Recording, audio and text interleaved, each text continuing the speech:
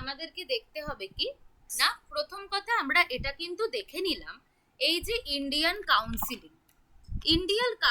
Counselling কিন্তু আমাদের যে দেশ, এই দেশেরই ফিলোসফিক্যাল, স্পিরিচুয়াল, কালচারাল হেরিটেজের মধ্যেই কিন্তু রুটেড রয়েছে।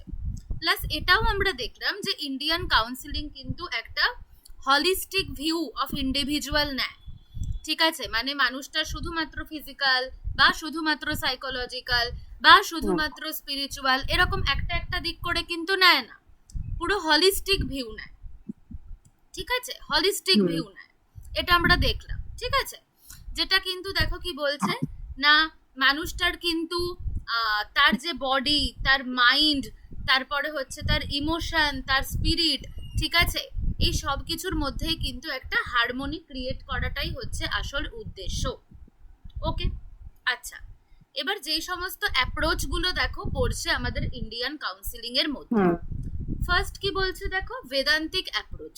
বেদান্তিক অ্যাপ্রোচ কি না, বেদান্তিক অ্যাপ্রোচ কিন্তু অদ্বৈত বেদান্তর যে ফিলোসফি রয়েছে সেই অদ্বৈত বেদান্ত ফিলোসফির উপর বেস করে তৈরি, ঠিক আছে? এই যে অদ্বৈত বেদান্ত, অদ্বৈত কথাটার মানে কি? দুটো নয়, মানে দুটো নয়, হ্যাঁ একদম দুটো নয়, অদ্বৈত, ঠিক আছে? মানে নন ডুয়ালিজম আমরা ইংলিশে কিন্তু বলতে পারি, ঠিক আছে?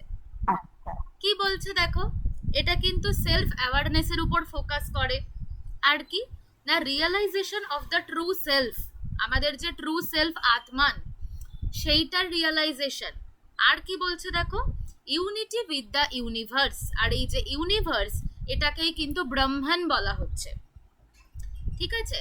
মানে বেদান্তিক অ্যাপ্রোচের মেন বক্তব্যটা বলি, বেদান্তিক অ্যাপ্রোচের মেন বক্তব্য হচ্ছে আমাদের যে ট্রু সেলফ বা আত্মান সেটা কিন্তু অ্যাকচুয়াল যে ইউনিভার্সাল কনসাসনেস ব্রহ্মাণ্ড এর থেকে আলাদা নয়, অর্থাৎ আমাদের আত্মান আর হচ্ছে ব্রহ্মাণ্ড এই দুটো জিনিস কিন্তু দুজন একে অপরের সাথেই কানেক্টেড, ঠিক আছে? মানে দুটোই হচ্ছে এক, মানে সেই আলটিমেটলি খুব যদি আমরা লেম্যান টার্মে বলি, সেই বলা হয় না এরকম যে প্রত্যেক মানুষের মধ্যেই ভগবান বাস করে, বলা হয় তো এই দিক থেকে দেখো, এই দিক থেকে দেখো যে ওই রকমই কিন্তু বলা হচ্ছে যে তাহলে মানুষ আর ভগবান মানে আলটিমেটলি যে একটা সুপ্রিম পাওয়ার, আলাদা নয়, ঠিক আছে? এটাই কিন্তু এই অদ্বৈত বেদান্তর বক্তব্য, ঠিক আছে?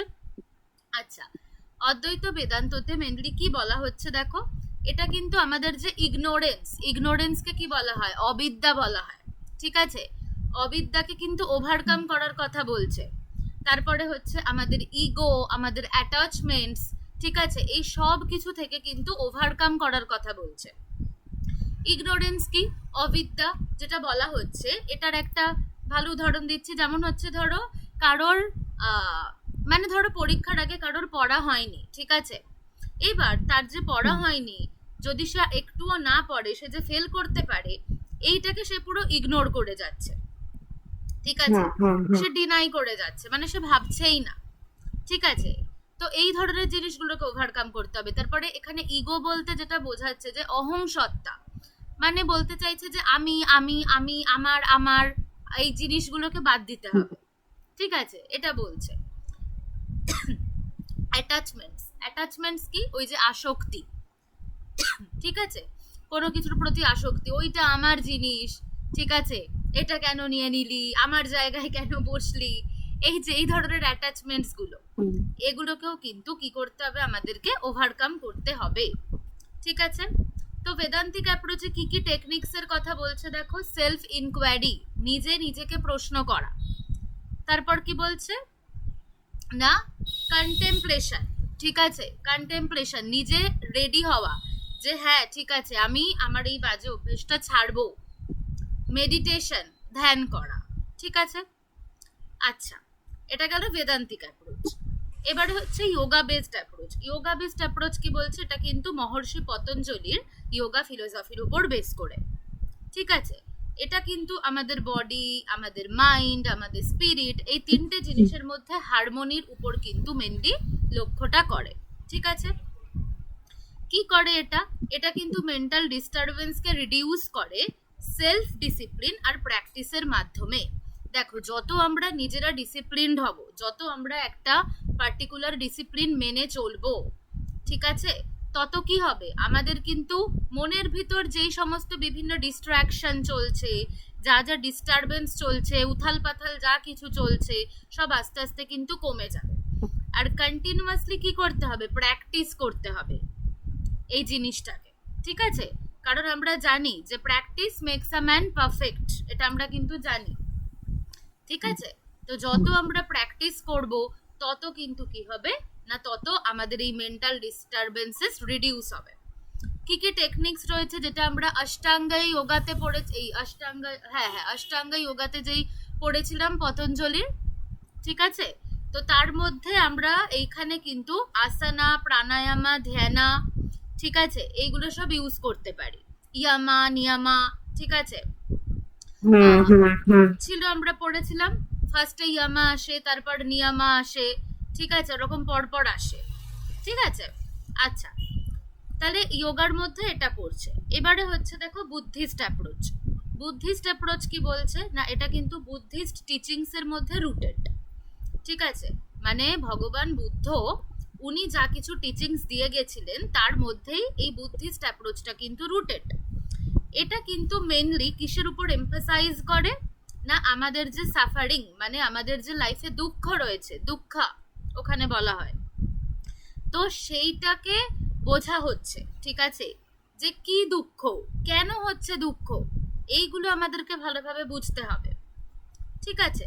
আর কি বলছে, মাইন্ডফুলনেসকে এনকারেজ করতে হবে। মাইন্ডফুলনেসকে এনকারেজ করা মানে কি, মাইন্ডফুলনেস মানে প্রেজেন্টে বাঁচা, খারাপ ভালো ওসব ভাববো না, জাজ করবো না, ঠিক আছে, জাস্ট প্রেজেন্টে যেটা হচ্ছে সেইটাকে আমাকে কিন্তু অ্যাকসেপ্ট করতে হবে, ঠিক আছে, জাস্ট প্রেজেন্টের উপর ফোকাস করতে হবে, এটাই হচ্ছে মাইন্ডফুলনেস। কম্প্যাশন মানে তখনই বললাম করুণা, যেটা লেখা ছিল, মানে করুণা হওয়া যে ওই ব্যাপারটা, ঠিক আছে। আর কি না, উইজডম ফর ইনার ট্রান্সফরমেশন, মানে নিজেকে ভিতর থেকে পুরো ট্রান্সফর্ম করে ফেলতে চাইছি, ঠিক আছে, নিজেকে ভিতর থেকে যে পুরো ট্রান্সফর্ম করে ফেলতে চাইছি তার জন্য যে একটা উইজডম কাজ করছে, সেই জিনিসটাকেও কিন্তু বুদ্ধিস্ট অ্যাপ্রোচ এনকারেজ করে।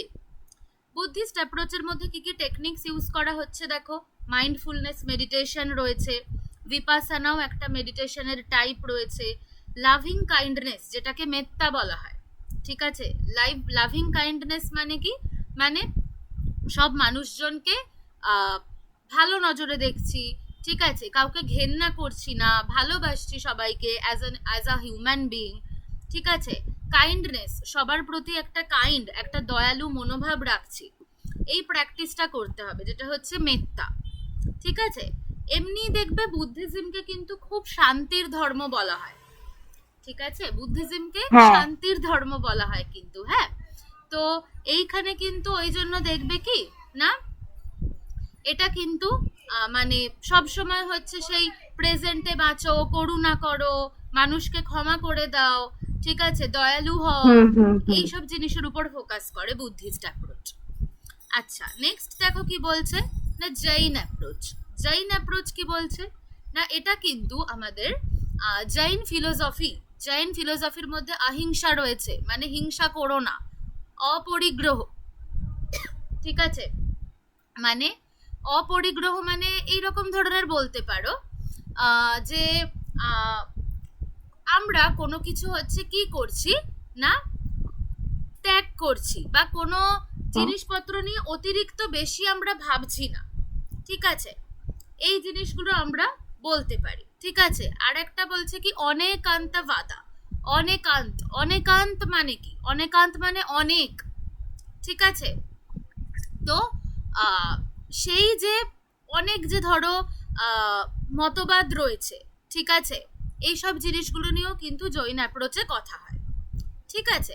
জৈন অ্যাপ্রোচ কি করছে, মেন জিনিসগুলো দেখো, এই তো এগুলো তো টার্ম খালি এক্সামে হচ্ছে মেন কিওয়ার্ড লিখবে, যে অহিংসা, অপরিগ্রহ, অনিকান্তবাদায় বিশ্বাস করে, মেন কি লিখবে না, এটা কিন্তু self control, non violence, multiple perspectives, আর এই যে মাল্টিপল পার্সপেক্টিভস এর কনসেপ্টটাকেই অনেকান্তবাদা বলা হচ্ছে, ঠিক আছে, মাল্টিপল পার্সপেক্টিভস মানে কি অনেক পার্সপেক্টিভস হতে পারে, একটা কোনো পার্সপেক্টিভ হতে পারে না, এটাই বলছে, বুঝতে পারছো তো?